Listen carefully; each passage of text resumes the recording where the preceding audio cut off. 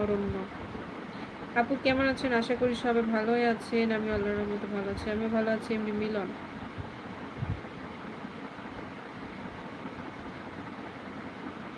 দীপঙ্কর না, পান ছোটবেলায় খাইছি, মায়ের পানের বাটা থেকে চুরি চুরি করে। মা খাইতে দিত না, বলে কি যে পান খাইলে জিভ মোটা হয়ে যাবে, পড়াশোনা করতে পারবি না, এরকম করে আমাকে নিষেধ করতো।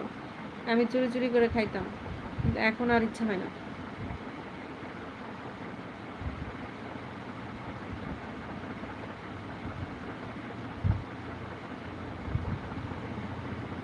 অবশ্যই পারে, ওটা একটা ভয়ঙ্কর জায়গা, তো ওখানে গেলে হয়তো ভাববেন না।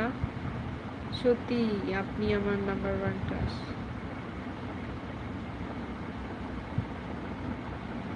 অনেক সরি, কেমন আছেন আপু? ভালো আছি। ফারিহা মুনি কেমন আছেন আপু?